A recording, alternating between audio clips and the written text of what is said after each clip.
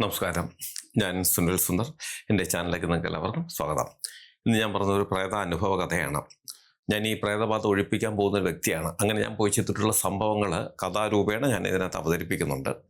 അപ്പോൾ ഇത് പലരും ചോദിക്കുന്നത് ഇത് എവിടെ സംഭവിച്ചതാണ്, ആരുടെ വീട്ടിൽ സംഭവിച്ചതാണ്, അതിൻ്റെ ഒരു വീഡിയോ ഒക്കെ എടുത്തിട്ട് കാണിക്കാൻ പറ്റുമോ, എങ്കിലും ഞങ്ങളിത് വിശ്വസിക്കൂ എന്നൊക്കെ ഒരുപാട് പേര് പറയുന്നുണ്ട്. അങ്ങനെ പറയുന്നവർ, ഇപ്പോൾ കണ്ടുകൊണ്ടിരിക്കുന്ന താങ്കളുടെ കാര്യമല്ല, അങ്ങനെ പറയുന്നവർ വിശ്വസിക്കണമെന്ന് എനിക്ക് ഒരു താല്പര്യമില്ല. നിങ്ങൾക്ക് അങ്ങനെ വിശ്വസിക്കണമെന്നുണ്ടെങ്കിൽ നിങ്ങളുടെ വീട്ടിലോ നിങ്ങളുടെ ബന്ധുക്കൾക്കോ അങ്ങനെ ഒരു പ്രശ്നം വരുമ്പോൾ, അതായത് പ്രേതകളോ ബാധകളോ ഒക്കെ പിടിച്ചിട്ട് ഇങ്ങനെയൊക്കെ ഈ ഉടുത്തിരിക്കുന്ന വസ്ത്രങ്ങളൊക്കെ ഉരിഞ്ഞ് കളഞ്ഞിട്ടൊക്കെ അവർ പല പ്രകടനങ്ങളും കാണിക്കും. അതൊക്കെ ഷൂട്ട് ചെയ്ത് പലരെയും നിങ്ങൾ കാണിച്ച് വിശ്വസിപ്പിക്കാൻ ശ്രമിക്കുക. അല്ലാതെ ഈ അരൻ്റെ അമ്മയ്ക്ക് ഭ്രാന്ത് വന്ന കാണാൻ രസമെന്ന് പറയും പോലെ ഈ വിശ്വസിക്കാൻ വേണ്ടിയിട്ട് എങ്കിലേ ഞാനിത് വിശ്വസിക്കൂ, അതുകൊണ്ട് ഇങ്ങനെയുള്ള സീനുകളൊക്കെ എടുത്ത് കാണിക്കണമെന്ന് പറഞ്ഞാൽ അത് ബുദ്ധിമുട്ടുള്ള കാര്യമാണ്. കാരണം അല്ലാതെ തന്നെ പറയുന്ന കാര്യങ്ങൾ വിശ്വസിക്കുന്നവർ ഒരുപാട് പേരുണ്ട്. അങ്ങനെയുള്ളവർക്ക് കാണാൻ വേണ്ടിയിട്ട് മാത്രമാണ് ഞാൻ ഈ വീഡിയോ അവതരിപ്പിക്കുന്നത്. ആരെയും ആക്ഷേപിച്ചതല്ല. പ്രശ്നങ്ങൾ ഒരുപാട് അവരിങ്ങനെ നിരന്തരം ചോദിക്കുന്നു, വിളിച്ചു, അത് ഞങ്ങളെങ്ങനെ വിശ്വസിക്കുന്നു. താങ്കൾ വിശ്വസിക്കണമെന്ന് ഒരു നിർബന്ധമല്ല, വിശ്വസിക്കുന്നവർക്ക് വേണ്ടിയിട്ടാണ് ഞാനിത് ചെയ്യുന്നത്. നിങ്ങൾക്ക് ജ്യോതിഷപരമായോ വാസ്തുപരമായോ എന്തെങ്കിലും കാര്യങ്ങൾ അറിയണം, അത് ഞാൻ പറഞ്ഞാൽ മതി എന്നുണ്ടെങ്കിൽ ഇപ്പോൾ ഈ സ്ക്രീനിൽ എഴുതി കാണിക്കുന്നത് എൻ്റെ ഓഫീസിലെ ഓൺലൈൻ ബുക്കിംഗ് നമ്പറാണ്. ഈ നമ്പറിലേക്കാണ് നിങ്ങൾ വിളിക്കേണ്ടത്. വിളിച്ചോളൂ. 1-2 ചെറിയ കാര്യങ്ങളുണ്ട്, അതനുസരിച്ചിട്ട് നിങ്ങൾ ബുക്ക് ചെയ്യണം. അങ്ങനെ നിങ്ങൾ ബുക്ക് ചെയ്താൽ നിങ്ങൾ ചോദിക്കുന്ന ജ്യോതിഷപരമോ വാസ്തുപരമോ കാര്യത്തിൻ്റെ മറുപടി ഞാൻ നിങ്ങൾക്ക് തരാം. അത് കേട്ടിട്ട് നിങ്ങൾക്ക് എന്നെ തിരിച്ച് വിളിക്കുകയും ചെയ്യാം. അപ്പോൾ നമുക്ക് ഇന്നത്തെ വിഷയത്തിലേക്ക് കിടക്കാം. പ്രേതബാധകൾ. ഞാൻ എല്ലാ എപ്പിസോഡിലും തുടക്കം ഞാൻ പറയുന്ന ഇതാണ്, പ്രേതബാധകളെന്ന് വെച്ചാൽ നമ്മൾ ഒരുപാട് സൂക്ഷിക്കേണ്ടതാണ്, നമ്മൾ ഒരുപാട് ശ്രദ്ധിക്കേണ്ടതാണ്. കാരണം അത് നമ്മുടെ ഉള്ളിലേക്ക് വന്നു കഴിഞ്ഞാൽ അതിന് നമ്മൾ ഭയപ്പെടുകയും വേണം. ഇല്ല, ഒരു പ്രേതമുള്ള സ്ഥലത്ത് കൂടി നമ്മൾ യാത്ര പോകുമ്പോൾ നമ്മൾ ഭയപ്പെട്ടാൽ മാത്രമേ നമ്മുടെ ഉള്ളിലേക്ക് വരുള്ളൂ. ഇല്ലെങ്കിൽ ഒരു കാരണവശാലും നമ്മൾ ഉപദ്രവിക്കില്ല. നമ്മുടെ ശരീരത്തിൽ കടക്കാനൊക്കെ ശ്രമിക്കും, ഇല്ല എന്നും പറയുന്നില്ല. പക്ഷെ അത് നമ്മൾ ഭയപ്പെടുന്ന സമയത്തിനാണ് നമ്മുടെ ഉള്ളിലേക്ക് കടക്കുകയും പിന്നീട് നമുക്കത് ഭാവിയിൽ ദോഷങ്ങൾ ഉണ്ടാകുകയൊക്കെ ചെയ്യുന്നത്. അപ്പോൾ നമ്മൾ എവിടെ പോകുമ്പോൾ ഒരു ശ്രദ്ധ നമുക്ക് ആവശ്യമാണല്ലോ. ഇപ്പോൾ നമ്മൾ വെറുതെ നടന്നു പോകും, ഒരു കുഴിയിൽ ചാടാതെ നമ്മൾ പോകും, ഒരു കുപ്പിച്ചില്ലോ ഒരു മുള്ളോ കാലിൽ കൊള്ളാതെ നമ്മൾ സൂക്ഷിച്ചു പോകും, ഒരു പാമ്പോ ഒരു പട്ടിയോ കടിക്കാതെയൊക്കെ നമ്മൾ ശ്രദ്ധിക്കും. അത്രയും ശ്രദ്ധ ഇതിനും വേണം, അത്രയും മതി. അല്ല, ഇതിനെ നമ്മൾ അമിതമായി പേടിക്കുകയൊന്നും ചെയ്യരുത്. കാരണം ഇത് വരണമെന്ന് വിചാരിച്ചാൽ അത് എങ്ങനെയായാലും നമ്മുടെ ഉള്ളിലേക്ക് കടക്കും. നമ്മുടെ തൊഴിൽപരമായിട്ടോ അല്ലെങ്കിൽ നമ്മുടെ ആവശ്യങ്ങൾക്കൊക്കെ നമ്മൾ എവിടെയെങ്കിലുമൊക്കെ ചെല്ലുമ്പോൾ അത് നമ്മുടെ ഉള്ളിലേക്ക് കടക്കും. അതിനകത്ത് ഒരു സംശയവും വേണ്ട. പക്ഷെ ഇതെങ്ങനെ കടക്കുന്നു എന്നുള്ളതാണ്. ഒരു സ്ഥലത്ത് ഒരു പ്രേതം അല്ലെങ്കിൽ ഒരു ആത്മാവ് നിലനിന്നാൽ അത് ചിലപ്പോൾ വർഷങ്ങൾ കൊണ്ട് അങ്ങനെ നിന്നിട്ടായിരിക്കും ഒരു ശരീരത്തിലേക്ക് കടക്കുന്നത്. അപ്പോൾ ഈ ആത്മാവിന് എല്ലാ ശരീരത്തിലേക്കും, ഇപ്പോൾ ഒരു ആത്മാവുണ്ടെന്ന് വിചാരിക്കുക, ഇതിന് എല്ലാ ശരീരത്തിലേക്കും കടക്കാൻ സാധിക്കില്ല. അതിന് അനുയോജ്യമായിട്ടുള്ള ചില ശരീരങ്ങളിലേക്ക് മാത്രമേ കടക്കുവാൻ സാധിക്കുള്ളൂ. അങ്ങനെ അനുയോജ്യമായിട്ടുള്ള ശരീരങ്ങൾ ചിലപ്പോൾ കിട്ടുന്നത് വർഷങ്ങൾ കാത്ത് ഇരുന്നിട്ടായിരിക്കാം വരുന്നത്. അതായത് അവരുടെ നിറം, മണം, ഗുണം, ബ്ലഡ് ഗ്രൂപ്പ്, ഇതെല്ലാം, അതായത് ഈ ആത്മാവ് ജീവിച്ചിരുന്നപ്പോൾ ആ ശരീരത്തിൻ്റെ ഇത്രയും ഘടകങ്ങൾ ഇപ്പോൾ ജീവിച്ചിരിക്കുന്ന ഒരു ആത്മാവിൻ്റെ ഘടകങ്ങളുമായിട്ട് ബന്ധപ്പെട്ട് വരികയാണെങ്കിൽ അതിന് പെട്ടെന്ന് ഇതിനകത്ത് കടക്കാൻ പറ്റും. അതാണ് ഓറ ലെവൽ എന്ന് പറയുന്നത്. അങ്ങനെ ഒരു സംഭവത്തെക്കുറിച്ച് ഞാൻ പറയാം. ഒരു ചെറുപ്പക്കാരനെ പ്രേതം പിടിക്കുന്നു. അവന് പറ്റിയ കുഴപ്പമെന്ന് വെച്ച് കഴിഞ്ഞാൽ ആത്മഹത്യയാണ്. അവന് ഇതാണ് പെയിൻറ്റിങ് ജോലിയൊക്കെ ആയിരുന്നു. അവരെ എപ്പോഴും ഒരു കുറച്ച് നാളം കൊണ്ട് കഴിഞ്ഞപ്പോഴത്തേക്ക് ഇവന് ആത്മഹത്യ ചെയ്യണം. അതിന് പലവിധ വഴികൾ അവൻ നോക്കും. സ്വന്തം ശരീരത്തിന് ചില സമയങ്ങളിൽ അവൻ ഇതിൻ്റെ ഇത് കൂടിക്കഴിഞ്ഞാൽ സ്വന്തം ശരീരം കീറി മുറിക്കാൻ ശ്രമിക്കുന്നു. വീട്ടിലുള്ള എല്ലാവരെയും ഉപദ്രവിക്കുന്നു. ആരും അവൻ്റെ ബന്ധുക്കളായി കണക്കാക്കുന്നില്ല. വളരെ ദൂരെ അവൻ യാത്ര ചെയ്യും, നടന്നു മാത്രമേ പോവുകയുള്ളൂ. ഇങ്ങനെയുള്ള ആൾ മൊത്തത്തിൽ മാറി ഒരവസ്ഥ.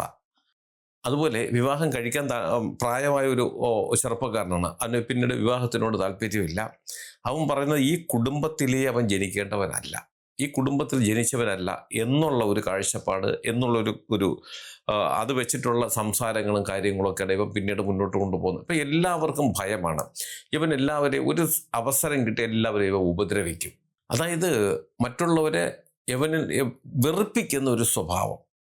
പണ്ട് അങ്ങനെ അല്ലായിരുന്നു.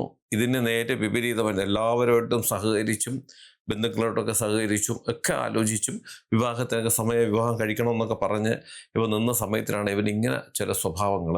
അതുപോലെ രാത്രി കിടന്നുറങ്ങുമ്പോൾ മറ്റുള്ളവർ ഉപദ്രവിക്കാൻ വരെ എല്ലാം ആർക്കും ഒരു പേടിയാണ്. രാത്രി കിടന്നുറങ്ങാൻ പോലും പേടിയാണ്. ഇവൻ കിടക്കുന്ന മുറിയിൽ ആദ്യം ഇവർ പുറത്തുനിന്ന് കുറ്റിയിടാൻ ശ്രമിക്കും. ഇവൻ അകത്ത് കയറി ഉറങ്ങിക്കിടക്കുമ്പോൾ. കാര്യം വെച്ചാൽ രാത്രി ഇവർ ഉറങ്ങിക്കിടക്കുമ്പോൾ ഇവ എണീറ്റ് വന്നിട്ട് കാലി പിടിച്ച് വലിക്കുക, കഴുത്തിൽ ഞെക്കുക, നെഞ്ചിൽ ഇടിക്കുക, തലമുടി പിടിച്ച് ഇങ്ങനെ വലിച്ച് പറിച്ചിടുക, ഇതൊക്കെയാണ്. അങ്ങനെ വന്നപ്പോൾ ഇവരെന്ത് ചെയ്തെന്ന് വെച്ചാൽ ഇവൻ മുറിയിൽ കയറി ആദ്യം ഉറങ്ങാൻ കിടന്നു കഴിയുമ്പോൾ ഇവരെ പുറത്തുനിന്ന് പൂട്ടും. പിന്നീട് അറിയുന്നത് ഇവൻ അകത്ത് ആത്മഹത്യാ ശ്രമം നടത്തുന്നു. അതുകൊണ്ട് ഇവനെ പൂട്ടിയിടാനും വയ്യ. പൂട്ടിയിട്ടാൽ ഇവൻ അകത്ത് എന്തെങ്കിലുമൊക്കെ അതിക്രമങ്ങൾ കാണിക്കും. തുറന്നു വിട്ടാലോ ഇവർക്കാർക്കും ഉറങ്ങാനും പറ്റും. അങ്ങനെ വല്ലാത്തൊരു മാനസികാവസ്ഥയിൽ ഭയപ്പാടോടുകൂടിയാണ് ജീവിക്കുന്നത്. നിൽക്കുന്ന നിലയിൽ അവൻ ഇറങ്ങിപ്പോവും. അവർ കാണുന്നുണ്ട് പോകുന്നത്. അവർ വളരെ ദൂരം ഇവനെ ഇങ്ങനെ അങ്ങനെ ഫോളോ ചെയ്ത് പോവും. ഇവ എത്രയോ ദൂരമാണ് നടന്നു പോകുന്നത്. പോയിട്ട് ആ പ്രദേശമൊക്കെ ഏതൊക്കെ പ്രദേശമാണ് അവിടെയൊക്കെ ചെന്നിരുന്ന് കണ്ട് പാട്ടുമൊക്കെ പാടി കുറെ കരയുകയൊക്കെ ചെയ്യും. അത് കഴിഞ്ഞിട്ട് ഇവൻ നേരെ തിരിച്ചു വരും. ഇവിടെ വന്നു കഴിഞ്ഞാൽ പിന്നെ അപ്പോഴത്തേക്ക് അവൻ പറയുന്നത് ഞാൻ ഇവിടെ ജനിക്കേണ്ടവൻ, അതായത് ഇപ്പോൾ അവൻ വളർന്നു വന്ന വീട്ടിൽ ജനിക്കേണ്ടവനേ അല്ല എന്നുള്ള രീതിയിൽ പറയുന്നു. അവൻ്റെ അച്ഛനെ തിരിച്ചറിയില്ല, അമ്മയെ തിരിച്ചറിയില്ല, സഹോദരങ്ങൾ തിരിച്ചറിയില്ല. എല്ലാവരെയും അവസരം കിട്ടി അവ ഉപദ്രവിക്കും. അങ്ങനെ അവൻ എന്തെങ്കിലും വിധത്തിൽ ഈ പറഞ്ഞ കാര്യം ഉപദ്രവിക്കാൻ വന്നിട്ട് ഉപദ്രവിക്കാൻ കിട്ടാതെയൊക്കെ വരുമ്പോൾ, അല്ലെങ്കിൽ ആത്മഹത്യ ചെയ്യുമ്പോൾ അതിൽ അവന് വിജയിക്കാതെ വരുമ്പോൾ, അവൻ വിചാരിക്കുന്ന കാര്യങ്ങൾ നടക്കാതെ വരുമ്പോൾ അടുത്ത് കിട്ടുന്ന എന്തെങ്കിലും മൂർച്ചകളായത് കൊടുത്ത് അവൻ്റെ ശരീരം അവൻ വരിഞ്ഞ് കീറും. ഇതൊരു വല്ലാത്തൊരവസ്ഥയിലായാണ് ഈ കേസ് എൻ്റെ അടുത്ത് വരുന്നത്. അപ്പോൾ അവർക്ക് ഇതെങ്ങനെ സംഭവിച്ചെന്ന് ആർക്കും ഒരു പിടിയും കിട്ടുന്നില്ല. ഇവൻ പെയിൻറ്റിങ് ജോലിക്ക് പോകുന്നത് മാത്രമേ ഇവനറിയാം. അവർക്കറിയാം പെയിൻറ്റിങ് ജോലിക്ക് പോകുന്നതാണ്. ഒരു ദിവസം ഇവൻ്റെ സ്വഭാവം ഇങ്ങനെ മറിയുന്നു. അവർ ഒരുപാട് പരിശ്രമിക്കുന്നു, ഇവൻ്റെ നിലയ്ക്ക് നിർത്തി കൊണ്ടുവരാനായിട്ട് പറ്റുന്നില്ല. അങ്ങനെ ഒരു പ്രേതബാധയാണെന്ന് മനസ്സിലായിട്ടാണ് ഇത് ഞാൻ കൈകാര്യം ചെയ്യാനായിട്ട് അവിടെ ചെന്നപ്പോൾ ഇവ സംഭവങ്ങൾ ഇത്ര ഇന്നലെ ഒരുപാട് ഉപദ്രവങ്ങൾ അവൻ്റെ വീട്ടിൽ കാണിച്ചിട്ടുണ്ട്. ഒരുപാട് ഉപദ്രവങ്ങൾ കാണിച്ചിട്ടുണ്ട്. അവർ ഉടുക്കുന്ന വസ്ത്രങ്ങൾ വരെ ഇവൻ്റെ അടുത്ത് കത്തിക്കും.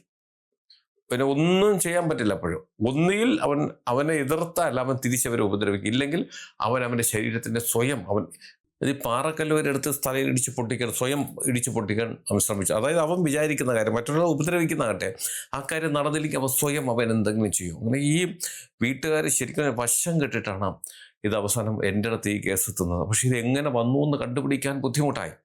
അങ്ങനെ രാശിയൊക്കെ വെച്ച് നോക്കി, അതായത് ഒഴിവാക്കുന്നതിന് മുമ്പ് തന്നെ രാശിയൊക്കെ വെച്ച് നോക്കുമ്പോൾ, അതാണ് ഞാൻ തുടക്കം പറഞ്ഞത്, നമ്മൾ എവിടെ പോകുമ്പോഴും ഒന്ന് പേടിക്കരുത്, ഒന്ന് ശ്രദ്ധിക്കുക എന്നുള്ളത്. ഈ ലക്ഷണങ്ങൾ കണ്ടാൽ നമ്മൾ അതിന് വേണ്ടിയിട്ടുള്ള പ്രതിവിധി ഉടനെ ചെയ്യുക എന്നുള്ളതാണ്. ഈ ലക്ഷണങ്ങൾ ആദ്യം തുടങ്ങിയപ്പോൾ ഇവരിത് കാര്യമാക്കിയില്ല.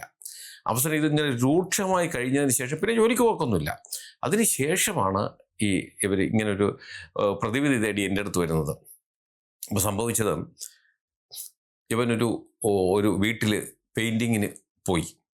കാര്യം എനിക്കിത് പെട്ടെന്ന് കണ്ടുപിടിക്കാൻ പറ്റിയ കാര്യം, ഇതുപോലുള്ള സംഭവങ്ങൾ ഞാൻ വേറെ ഒരുപാട് ചെയ്തിട്ടുണ്ട്. ഈ പെയിൻറ്റിങ്ങിന് ഇവൻ വീട്ടിൽ പോയപ്പോൾ ഒരു മുറിയിൽ ഇവനിങ്ങനെ അവിടെ ഇവനറിയില്ലായിരുന്നു അവിടെ തൂങ്ങിച്ചെത്ത ഒരു പുരുഷൻ തന്നെയാണ് അവൻ്റെ ആത്മാവ്. അത് ഈ വീട് വാങ്ങിക്കുന്നതിനും 1 or 2 കൈമറിയുന്നതിന് മുമ്പാണ് സംഭവിച്ചത്. അതിനുശേഷം ആ വീട്ടുകാർ വീട് വിൽക്കുകയും അതും 1 or 2 കൈമറിഞ്ഞ് അവർക്കാർക്കും താമസിക്കാൻ പറ്റാതെ വന്നപ്പോഴത്തേക്കാണ് ഏറ്റവും അവസാനം ഒരാൾ വാങ്ങിച്ചിട്ട് അയാൾ മൊത്തത്തിൽ വൈറ്റ് വാഷ് ചെയ്യാൻ വേണ്ടി ഈ ടീമിനെ വിളിച്ച് നിർത്തിയ ഇവനാണ് ആ മുറിയിൽ നിന്ന് വൈറ്റ് വാഷ് ചെയ്തതൊക്കെ ചെയ്തത്. മുറി എല്ലായിടത്തും ചെയ്തു, പക്ഷേ ഇവനോട് വേറെ ആൾക്കാരുണ്ടായിരുന്നു. പക്ഷേ യവനിലേക്ക് മാത്രമാണ് അത് കയറിയതും. പിന്നീട് അതിനെ നമ്മൾ നല്ല രീതിയിൽ തന്നെ വിധിയാമണ്ണ കർമ്മങ്ങൾ ചെയ്ത് അതിനെ പൂർണ്ണമായി ഒഴിവാക്കി കൊടുത്തു. അതിനുശേഷം അവൻ കല്യാണം കഴിഞ്ഞു, അവൻ സന്തോഷമായിട്ട് ജീവിക്കുകയും ചെയ്തു. അപ്പോൾ ഇതിൻ്റെ അകത്ത് ഞാനിത് പറയുന്നൊരു പ്രധാന കാരണം എന്ന് പറഞ്ഞാൽ, പലരും ചോദിച്ച ഒരു ചോദ്യത്തിൻ്റെ ഉത്തരം കൂടിയാണ് ഇതിനകത്ത്. ഈ പ്രേതങ്ങൾ, ഇപ്പോൾ ഒരിടത്ത് പ്രേതമുണ്ടെന്ന് പറഞ്ഞാൽ നമ്മൾ ഭയപ്പെട്ട് പോകാതിരിക്കേണ്ട കാര്യം, അതിന് അങ്ങനെയൊന്നും പെട്ടെന്നൊന്നും ഒരു ആത്മാവിന് ഒരു ശരീരത്തിൽ കയറാൻ സാധിക്കില്ല. കാരണം ഈ വീട്ടിൽ ഈ മുൻപ് 1 or 2 പേര് വാങ്ങിച്ചു എന്ന് പറഞ്ഞില്ല. അതായത് ഈ ആത്മഹത്യക്ക് ശേഷം മൂന്നാമത്തെ ആളാണ് ഈ വാങ്ങിച്ച പണയം പെയിൻ്റ് അടിക്കുമ്പോൾ. അതിന് മുമ്പ് 2 പേര് വാങ്ങിച്ചു. പക്ഷേ അവർക്കൊക്കെ അവിടെ ഭയപ്പാടുണ്ടായി. ആ മുറിക്കകത്ത് കിടക്കുമ്പോൾ ഉണ്ടാകുന്ന അസ്വസ്ഥതയും കാര്യങ്ങളും കൊണ്ടാണ് അവരെല്ലാം വിട്ടുപോയത്. പക്ഷെ ആരിലും ഇങ്ങനെ പ്രവേശിച്ചില്ല. എന്നാൽ ഈ മൂന്നാമത് വാങ്ങിച്ച ആൾക്ക്, അയാൾക്കോ അയാളുടെ കുടുംബക്കാർക്കോ ഒരു ബുദ്ധിമുട്ടൊന്നും അവർക്കും ഉണ്ടായില്ല. പക്ഷെ അപ്പോഴും ഈ മുറിക്കകത്ത് ഈ ആത്മാവിൻ്റെ സാന്നിധ്യം ഉണ്ടായിരുന്നു. ഇവനോടൊപ്പം 5 6 പേരാണ് ആ വീട്ടിൽ ഈ പെയിൻറ്റിങ് പണിക്കും, പിന്നെ വേറെ ആൾക്കാരുണ്ട് ഇലക്ട്രിക് പണിക്കും, അതുപോലെ പ്ലംബറുടെ പണിക്കൊക്കെ എല്ലാം അവർ മൊത്തത്തിലൊന്ന് വളരെ വൃത്തിയാക്കിയിട്ടാണ് ആ വീട് പണി അവർ തുടങ്ങിയത്. അപ്പോൾ അങ്ങനെ ചെന്നപ്പോൾ ഇത്രയും ആൾക്കാർ ചെന്നെങ്കിലും യവനിലേക്കാണ് അത് കയറിയത്. അതാണ് ഇന്ന് ഇത് പറയാനുണ്ടായ ഒരു പ്രധാന കാര്യം. ഒരുപാട് പേര് ചോദിച്ച ചോദ്യത്തിൻ്റെ ഉത്തരവാണ്. നമ്മൾ ഏതെങ്കിലും ഭാഗത്ത് പോകുമ്പോൾ നമ്മളെ പിടിക്കും, അവിടെ പോയ പ്രേതം പിടിക്കുക എന്നുള്ള ചിന്ത നമ്മളെ മനസ്സിൽ വെക്കാതിരിക്കുക. ശരിക്കും പറഞ്ഞാൽ ഈ പാവപ്പെട്ടവന് അങ്ങനെ അവിടെ പ്രേതം ഉണ്ടെന്നോ അങ്ങനെ ഒരു ചിന്തയോ അവൻ്റെ മനസ്സിലില്ലായിരുന്നു. പിന്നീട് ഇത് നമ്മൾ കണ്ടുപിടിച്ച് പരിഹരിച്ചതിന് ശേഷം അവിടെ അന്വേഷിച്ചപ്പോഴാണ് ഈ കാര്യങ്ങൾ, ഇങ്ങനെയുള്ള കാര്യങ്ങൾ അറിഞ്ഞത്. പക്ഷേ അപ്പോഴും എന്നെ അത്ഭുതപ്പെടുത്തിയ ഒരു കാര്യം, ഇവനെ പ്രേതം പിടിച്ചു. പക്ഷേ ഇവൻ ആർക്ക് വേണ്ടിയാണോ പെയിൻ്റ് അടിക്കാൻ പോയത്, അവരപ്പോഴും സ്വസ്ഥമായിട്ട് സമാധാനപരമായിട്ട് ആ വീട്ടിൽ താമസിക്കുന്നുണ്ട്. അവർക്കൊരു കുഴപ്പമില്ല. ഇതാണ് പ്രേതത്തിൻ്റെ പ്രവർത്തനങ്ങൾ, അല്ലെങ്കിൽ അതിൻ്റെ രീതികൾ. അതാണ്, അതായത് നമ്മൾ ചെന്നാൽ ഇപ്പം നമ്മളെ തന്നെ അത് പിടിക്കണമെന്നില്ല. നമ്മൾ 100 പേര് ചെന്നാൽ 100-ൽ ഒരാളെ ആയിരിക്കും പിടിക്കുന്നത്.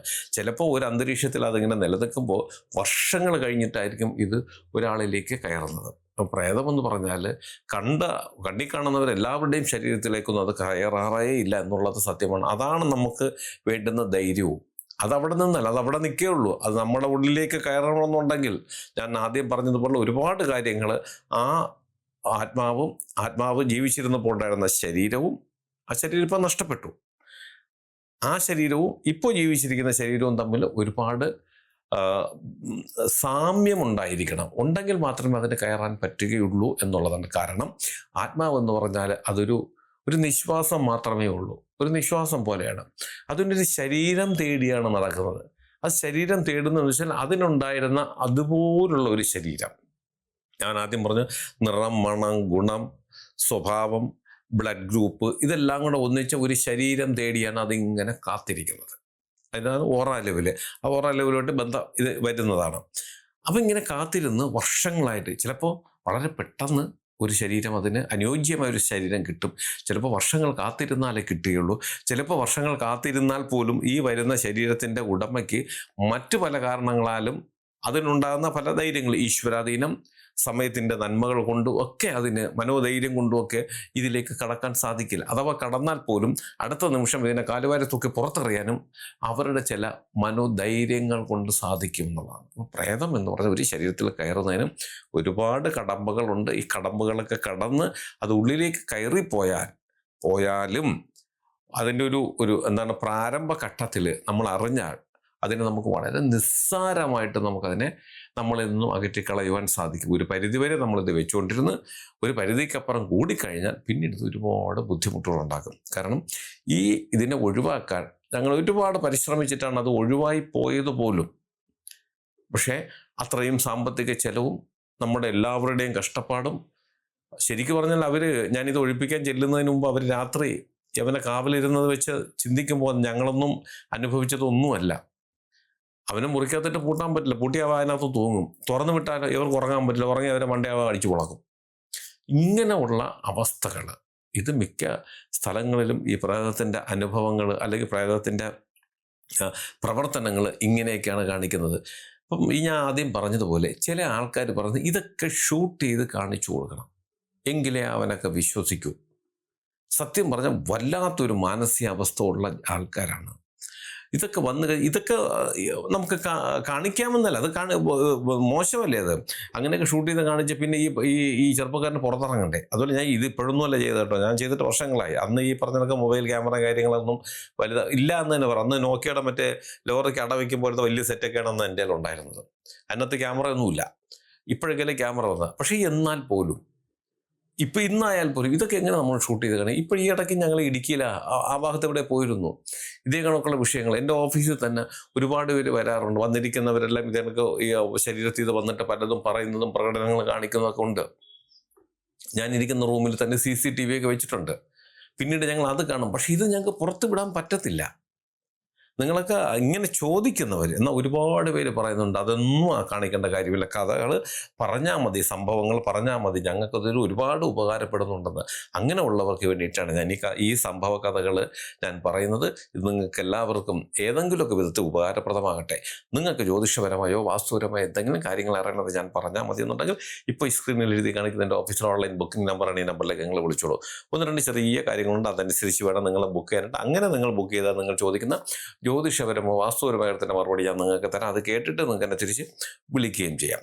അതുപോലെ നിങ്ങളുടെ വീടിനോ നിങ്ങളുടെ ഭൂമിക്കോ വാസ്തുദോഷമോ ഭൂമിദോഷമോ അതുപോലെ എന്തെങ്കിലും പ്രേതബാധ ദോഷങ്ങളോ ശത്രുദോഷങ്ങളോ എന്തെങ്കിലും ഉണ്ട്, അങ്ങനെയൊക്കെ ഉള്ളതിന് ഞാൻ അവിടെ വന്ന് നേരിട്ട് വന്ന് കണ്ടാലേ അത് കണ്ടുപിടിക്കാൻ പറ്റുള്ളൂ. അങ്ങനെ ഉണ്ടെങ്കിൽ തന്നെ നിങ്ങൾ വിളിച്ചോളൂ. അതിന് ഏത് ജില്ലയിലാണെങ്കിലും മറ്റൊരു സ്റ്റേറ്റിലാണെങ്കിലും സമയക്രമം അനുസരിച്ച് ഞാൻ അവിടെ വന്ന് കണ്ട് അതിനുള്ള പരിഹാര മാർഗങ്ങളും ചെയ്തു തരാം. ജ്യോതിഷം നമുക്ക് നേരിട്ട് വന്ന് അറിയാൻ പറ്റും. ഞാൻ തിരുവനന്തപുരത്താണുള്ളത്. നിങ്ങൾ തിരുവനന്തപുരത്ത് വരികയാണെങ്കിൽ നമുക്ക് നേരിട്ടിരുന്ന് തന്നെ നിങ്ങളുടെ ജ്യോതിഷ പ്രശ്നങ്ങൾ നോക്കി മനസ്സിലാക്കാൻ സാധിക്കുക. അങ്ങനെ വരുന്നവരും ഈ നമ്പറിൽ വിളിച്ച് ബുക്ക് ചെയ്തതിന് ശേഷം മാത്രം വരാൻ ശ്രമിക്കുക. ഇതെൻ്റെ ഓഫീസിലെ ഓൺലൈൻ ബുക്കിംഗ് നമ്പറാണ്. ഇത് എല്ലാ ദിവസവും രാവിലെ 10 മണി മുതൽ വൈകുന്നേരം 5:30 മണി വരെ നിങ്ങൾക്ക് ഈ നമ്പർ വിളിച്ച് ബുക്ക് ചെയ്യാം. എൻ്റെ ചാനൽ നിങ്ങൾ സ്ഥിരമായിട്ടൊന്ന് കാണാം, സബ്സ്ക്രൈബ് ചെയ്യണം. എനിക്ക് വേണ്ടത് എല്ലാവിധ പ്രോത്സാഹനങ്ങൾ തരികയും വേണം. നിങ്ങൾക്കും നിങ്ങളുടെ കുടുംബത്തിലെ ഓരോ അംഗത്തിനും എല്ലാവിധ ഐശ്വര്യങ്ങളും സന്തോഷവും സമാധാനവും ദീർഘായുസ്സും ഈശ്വരൻ തരട്ടെ എന്ന് ആത്മാർത്ഥമായി പ്രാർത്ഥിച്ചുകൊണ്ട് തൽക്കാലം നിർത്തുന്നു. അടുത്ത ഒരു വീഡിയോയുമായി കാണുന്നവർ എല്ലാവർക്കും നന്ദി, നമസ്കാരം. ഇടയ്ക്ക് ഒരു കാര്യം പറഞ്ഞോട്ടെ. എൻ്റെ മൂത്ത മകള് ഒരു ബിസിനസ് തുടങ്ങിയിരിക്കുന്ന ഓൺലൈൻ ബിസിനസ്സാണ്. നിങ്ങൾ ആവശ്യപ്പെടുന്ന ഡിസൈനുള്ള തുണികൾ, സ്ത്രീകൾക്കും കുട്ടികൾക്കുമുള്ള തുണികൾ തയ്ച്ച് കൊറിയറിൽ അയച്ചു തരുന്ന ഒരു സംവിധാനമാണ്. കുറച്ച് വിപുലമായിട്ടാണ് ഞങ്ങൾ തുടങ്ങിയിട്ടുള്ളത്. ഈ കാണിക്കുന്ന ഈ സൈറ്റിൽ നിങ്ങൾ കയറി നോക്കുക. ഇതിനകത്ത് ഒരുപാട് മോഡലുകൾ കാണിച്ചിട്ടുണ്ട്. ഇഷ്ടപ്പെട്ടാൽ മാത്രം നിങ്ങൾ തീർച്ചയായിട്ടും ഓർഡർ തരണം. ഒരുപാട് പേര് ഞങ്ങൾക്ക് ഓർഡർ തരുന്നുണ്ട്. നിങ്ങളും ഇഷ്ടപ്പെട്ടാൽ തീർച്ചയായിട്ടും നിങ്ങൾ ഓർഡർ തന്ന് ഞങ്ങളെ സഹായിക്കണം. അത് കൊറിയറിൽ നിങ്ങളുടെ വീട്ടിലേക്ക് അയച്ചു തരും. വിശദമായിട്ടുള്ള വിവരങ്ങളൊക്കെ അത് ഡിസൈനിനെ കുറിച്ചുള്ള സകല കാര്യങ്ങളും ഇതിനകത്തുണ്ട്. ഇഷ്ടപ്പെട്ടാൽ ഓർഡർ തന്ന് ഞങ്ങളെ സഹായിക്കുക.